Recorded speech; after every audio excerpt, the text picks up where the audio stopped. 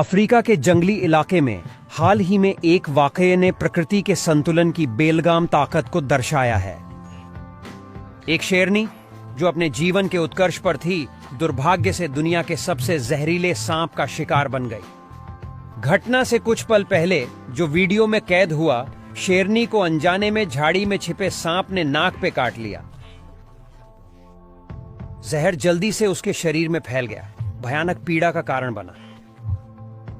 सहज प्रवृत्ति से शेरनी पास के तालाब की तरफ दौड़ पड़ी और जहर को पतला करने के लिए पानी खूब पीने लगी। ये जंगली जानवरों में हल्के जहर की स्थिति में बचने की आम टैक्टिक होती है, लेकिन इस सांप का जहर, जिसमें न्यूरोटॉक्सिन और कार्डियोटॉक्सिन होते हैं, शेरनी के नर्वस और संचार प्रणालियों को पूर्ववत नहीं की जा सकने वाली क्षति पहुंचा दी। एंटीवेनोम की खोज से पहले ऐसे सांप के काटने से मौत निश्चित मानी जाती थी। शेरनी, जो अब लकवाग्रस्त हो गई थी और सांस लेने में जूझ रही थी, जहर के खिलाफ जांबाजी से लड़ रही थी जो उसकी नसों में बह रहा था।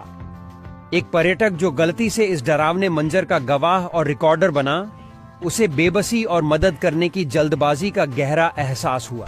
फिर भी हालत इंसानी दखल के बाहर थी। पास ही शेरनियों का झुंड हलचल से आकर्षित होकर अपने बच्चों के साथ आ गया।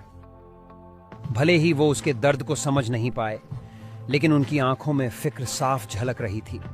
वो शेरनी अपने बच्चे के होने का एहसास करते हुए दर्द से कराहती भी अपनी इज्जत और ताकत बनाए रखने की कोशिश कर रही थी। थोड़ी दूर पे एक नर शेर भी वैसी ही हालत में था। उसकी जहर के प्रति प्रतिक्रिया और भी तेज और गंभीर थी। शायद सांप से उसकी लड़ाई की वजह से जहर और भी जल्दी फैल गया था।